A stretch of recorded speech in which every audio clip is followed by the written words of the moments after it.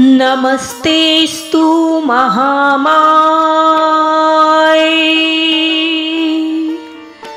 श्रीपीठे सुरपूजिते शंखचक्र गदाहस्ते महालक्ष्मी नमस्तुते। प्रिय भक्तों, आज शुक्रवार है जो कि माता लक्ष्मी जी को पूरी तरह से समर्पित है और आज हम सुनेंगे माता लक्ष्मी का पौराणिक और पावरफुल मंत्र। प्रिय भक्तों, शास्त्रों में वर्णित है कि जब समुद्र मंथन हुआ तो अमृत कलश के साथ मां लक्ष्मी जी प्रकट हुईं। समस्त देवताओं और राराषि मुनियों ने उन्हें सृष्टि की संपदा की अधिष्ठात्री देवी मानकर उनकी आराधना की। कहते हैं उसी समय महर्षि भृगु ने इस दिव्य मंत्र का प्रथम उच्चारण किया था। शास्त्रों में वर्णन है कि महर्षि भृगु ने इस मंत्र के जाप से अपने आश्रम में अनंत समृद्धि का द्वार खोला। जहां पहले साधारण व्यवस्था थी, वहां देवी लक्ष्मी के आशीर्वाद से अन्न, धन और वैभव का अंबार लग गया। तभी से यह मंत्र संपूर्ण ऐश्वर्य और सुख समृद्धि का मंत्र कहलाया। माता लक्ष्मी का यह महामंत्र केवल धन संपत्ति ही नहीं, बल्कि घर में सौभाग्य, शांति और सकारात्मक ऊर्जा का भी संचार करता है। जो साधक इसे श्रद्धा और नियम से जपता है, उसके जीवन से दरिद्रता, बाधाएं और नकारात्मक ऊर्जा स्वतः दूर हो जाती हैं। प्रिय भक्तों, आप सभी को आज इस मंत्र का जाप कम से कम 108 बार के लिए करना है और यदि आप 108 बार श्रवण नहीं कर सकते हैं तो 21 या फिर 51 बार के लिए जरूर करें। तो आइए श्रद्धा और विश्वास के साथ इस दिव्य लक्ष्मी मंत्र का जप करें और अपने जीवन को सुख, शांति और समृद्धि से भर दें। लेकिन सबसे पहले इस वीडियो को ज्यादा से ज्यादा लोगों तक पहुंचाने के लिए इसे लाइक और शेयर जरूर करें। माता लक्ष्मी की कृपा हमेशा आप पर बनी रहे, इसके लिए चैनल को सब्सक्राइब कर लें और कमेंट बॉक्स में जय मां लक्ष्मी लिखकर माता के चरणों में अपनी हाजिरी लगाएं। एक बार प्रेम से बोलिए जय मां लक्ष्मी। ओम ह्रीं श्रीं क्लीं श्री महालक्ष्म्यै नमः। ओम ह्रीं श्रीं क्लीं श्री महालक्ष्म्यै नमः। ओम ह्रीं श्रीं क्लीं श्री महालक्ष्म्यै नमः। ओम ह्रीं श्रीं क्लीं श्री महालक्ष्म्यै नमः। ओम ह्रीं श्रीं क्लीं श्री महालक्ष्म्यै नमः। ओम ह्रीं श्रीं क्लीं श्री महालक्ष्म्यै नमः। ओम ह्रीं श्रीं क्लीं श्री महालक्ष्म्यै नमः। ओम ह्रीं श्रीं क्लीं श्री महालक्ष्म्यै नमः। ओम ह्रीं श्रीं क्लीं श्री महालक्ष्म्यै नमः। ओम ह्रीं श्रीं क्लीं श्री महालक्ष्म्यै नमः। ओम ह्रीं श्रीं क्लीं श्री महालक्ष्म्यै नमः। ओम ह्रीं श्रीं क्लीं श्री महालक्ष्म्यै नमः। ओम ह्रीं श्रीं क्लीं श्री महालक्ष्म्यै नमः। ओम ह्रीं श्रीं क्लीं श्री महालक्ष्म्यै नमः। ओम ह्रीं श्रीं क्लीं श्री महालक्ष्म्यै नमः। ओम ह्रीं श्रीं क्लीं श्रीमहालक्ष्म्यै नमः। ॐ ह्रीं श्रीं क्लीं श्रीमहालक्ष्म्यै नमः।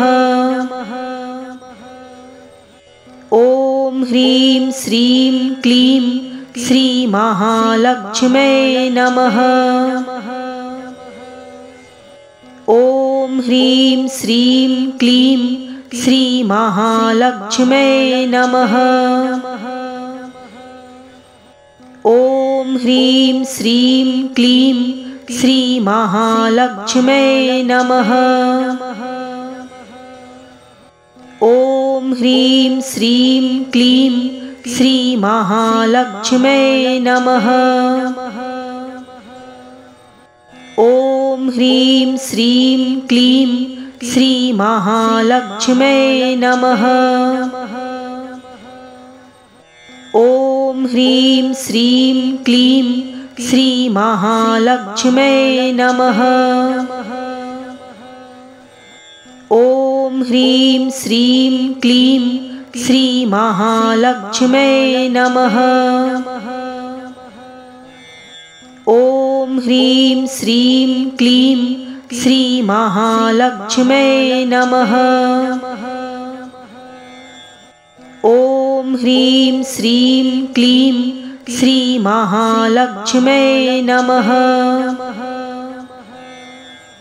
ॐ ह्रीं श्रीं क्लीं श्रीमहालक्ष्म्यै नमः। ॐ ह्रीं श्रीं क्लीं श्रीमहालक्ष्म्यै नमः। ॐ ह्रीं श्रीं क्लीं श्रीमहालक्ष्म्यै नमः। ॐ ह्रीं श्रीं क्लीं श्रीमहालक्ष्म्यै नमः। ॐ ह्रीं श्रीं क्लीं श्रीमहालक्ष्म्यै नमः। ॐ ह्रीं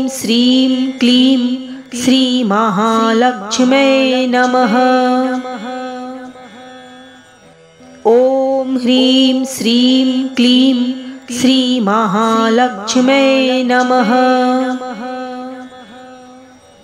ॐ ह्रीं श्रीं क्लीं श्रीमहालक्ष्म्यै नमः।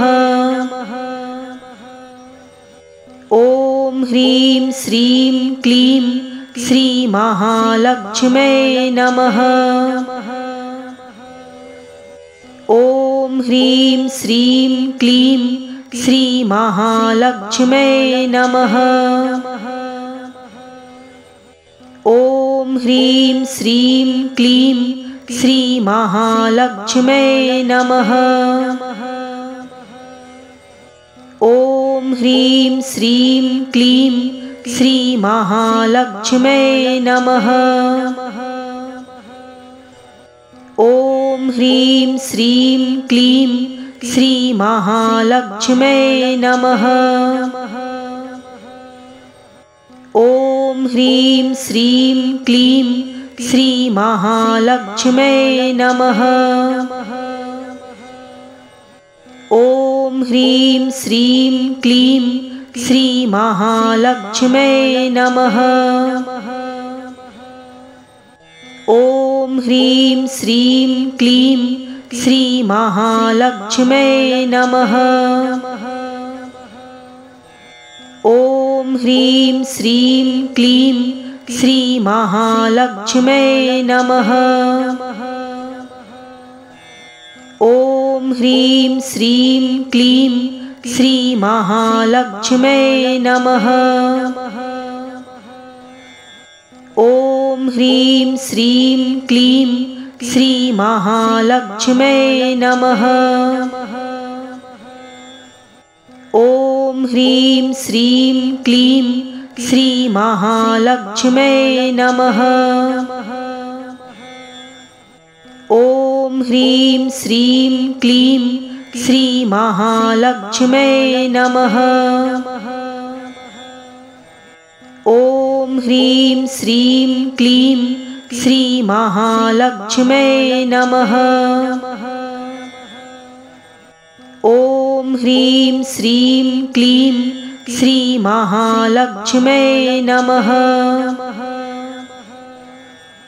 ॐ ह्रीं श्रीं क्लीं श्रीमहालक्ष्म्यै नमः।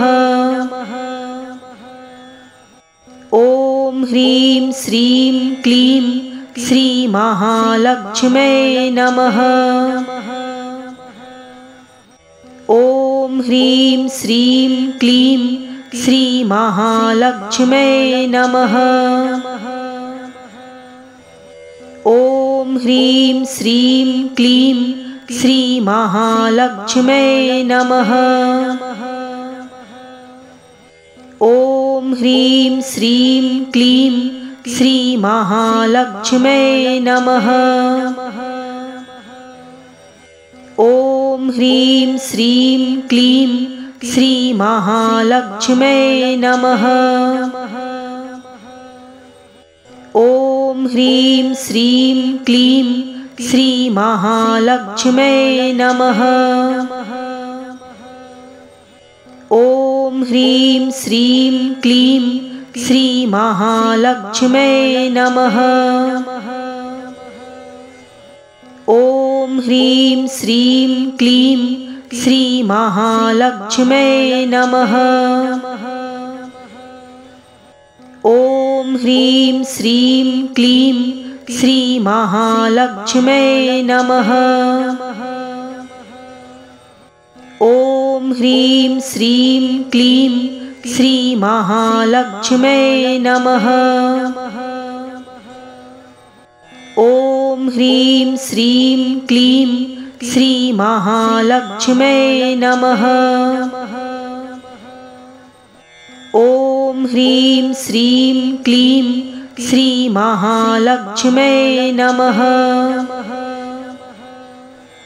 ॐ ह्रीं श्रीं क्लीं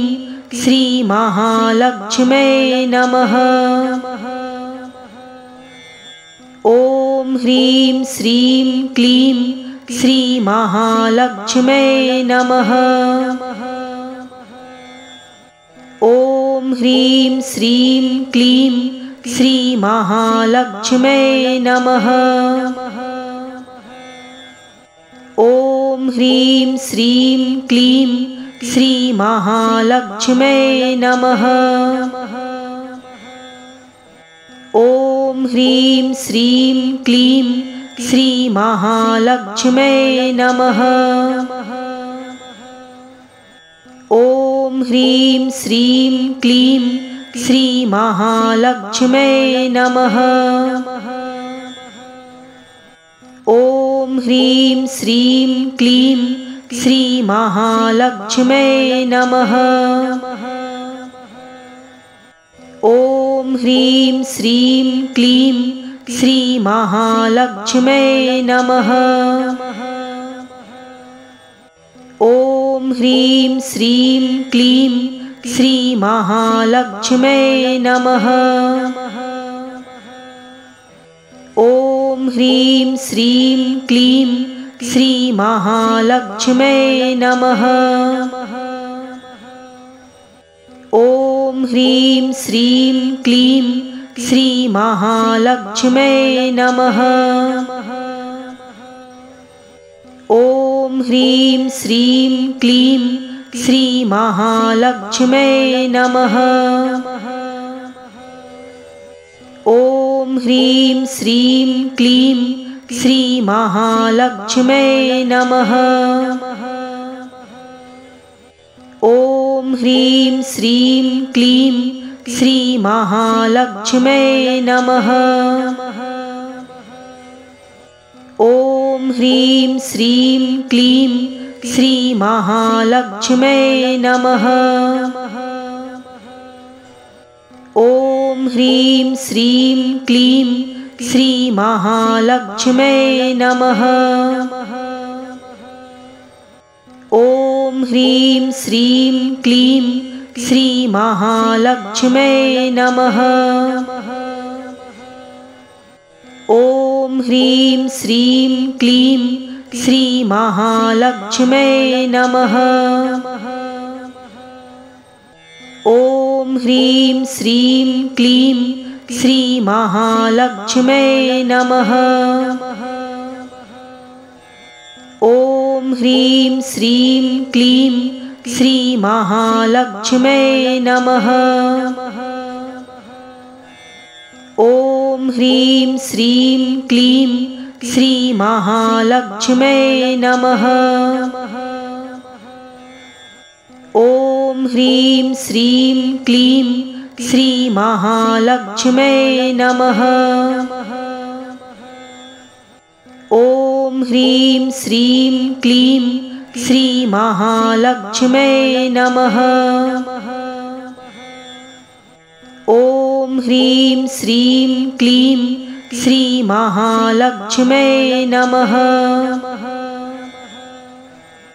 ॐ ह्रीं श्रीं क्लीं श्रीमहालक्ष्म्यै नमः। ॐ ह्रीं श्रीं क्लीं श्रीमहालक्ष्म्यै नमः। ॐ ह्रीं श्रीं क्लीं श्रीमहालक्ष्म्यै नमः। ॐ ह्रीं श्रीं क्लीं श्रीमहालक्ष्म्यै नमः। ॐ ह्रीं श्रीं क्लीं श्रीमहालक्ष्म्यै नमः। ॐ ह्रीं श्रीं क्लीं श्रीमहालक्ष्म्यै नमः।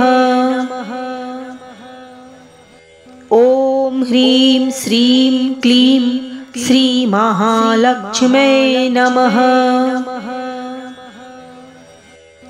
ॐ ह्रीं श्रीं क्लीं श्रीमहालक्ष्म्यै नमः। ॐ ह्रीं श्रीं क्लीं श्रीमहालक्ष्म्यै नमः। ॐ ह्रीं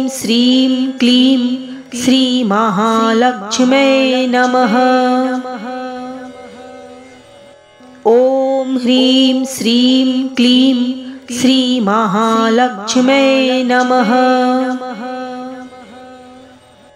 ॐ ह्रीं श्रीं क्लीं श्रीमहालक्ष्म्यै नमः।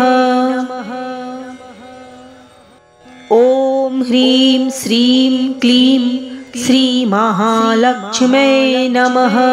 ॐ ह्रीं श्रीं क्लीं श्रीमहालक्ष्म्यै नमः। ॐ ह्रीं श्रीं क्लीं श्रीमहालक्ष्म्यै नमः। ॐ ह्रीं श्रीं क्लीं श्रीमहालक्ष्म्यै नमः। ॐ ह्रीं श्रीं क्लीं श्रीमहालक्ष्म्यै नमः। ॐ ह्रीं श्रीं क्लीं श्रीमहालक्ष्म्यै नमः।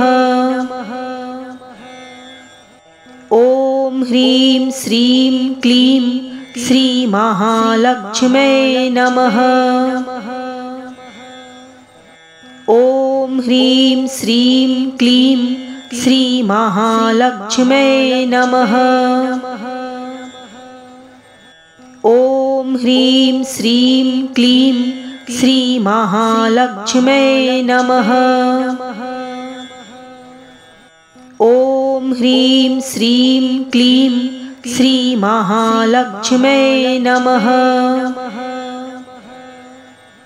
ॐ ह्रीं श्रीं क्लीं श्रीमहालक्ष्म्यै नमः।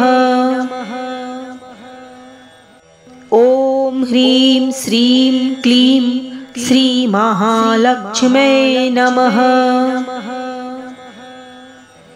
ॐ ह्रीं श्रीं क्लीं श्रीमहालक्ष्म्यै नमः। ॐ ह्रीं श्रीं क्लीं श्रीमहालक्ष्म्यै नमः। ॐ ह्रीं श्रीं क्लीं श्रीमहालक्ष्म्यै नमः। ॐ ह्रीं श्रीं क्लीं श्रीमहालक्ष्म्यै नमः।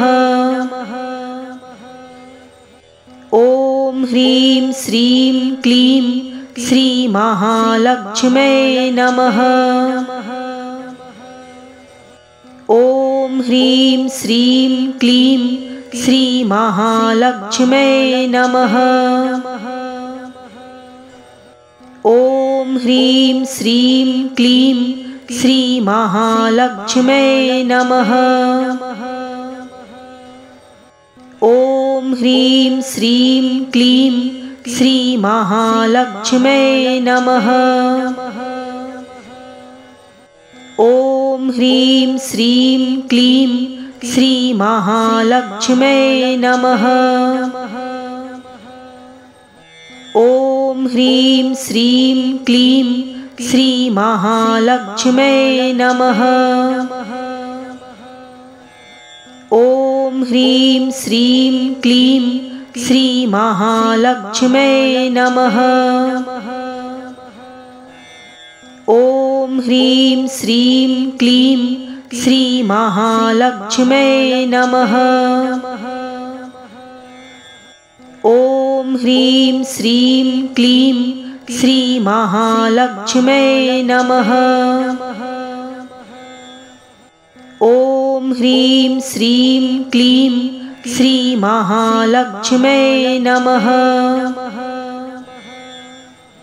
ॐ ह्रीं श्रीं क्लीं श्रीमहालक्ष्म्यै नमः। ॐ ह्रीं श्रीं क्लीं श्रीमहालक्ष्म्यै नमः। ॐ ह्रीं श्रीं क्लीं श्रीमहालक्ष्म्यै नमः।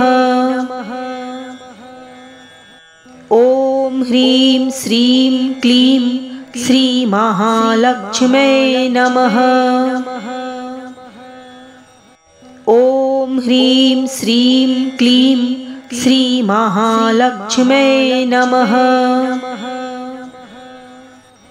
ॐ ह्रीं श्रीं क्लीं श्रीमहालक्ष्म्यै नमः। ॐ ह्रीं श्रीं क्लीं श्रीमहालक्ष्म्यै नमः। ॐ ह्रीं श्रीं क्लीं श्रीमहालक्ष्म्यै नमः। ॐ ह्रीं श्रीं क्लीं श्रीमहालक्ष्म्यै नमः। ॐ ह्रीं श्रीं क्लीं श्रीमहालक्ष्म्यै नमः। ॐ ह्रीं श्रीं क्लीं श्रीमहालक्ष्म्यै नमः। ॐ ह्रीं श्रीं क्लीं श्रीमहालक्ष्म्यै नमः। ॐ ह्रीं श्रीं क्लीं श्रीमहालक्ष्म्यै नमः। ॐ ह्रीं श्रीं क्लीं श्रीमहालक्ष्म्यै नमः। ॐ ह्रीं श्रीं क्लीं श्रीमहालक्ष्म्यै नमः। ॐ ह्रीं श्रीं क्लीं श्रीमहालक्ष्म्यै नमः। ॐ ह्रीं श्रीं क्लीं श्रीमहालक्ष्म्यै नमः। ॐ ह्रीं श्रीं क्लीं श्रीमहालक्ष्म्यै नमः।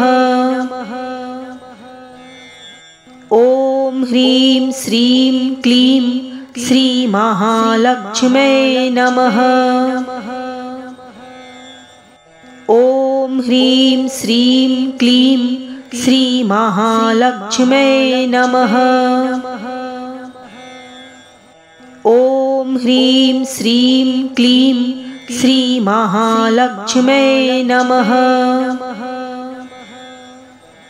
ॐ ह्रीं श्रीं क्लीं श्रीमहालक्ष्म्यै नमः।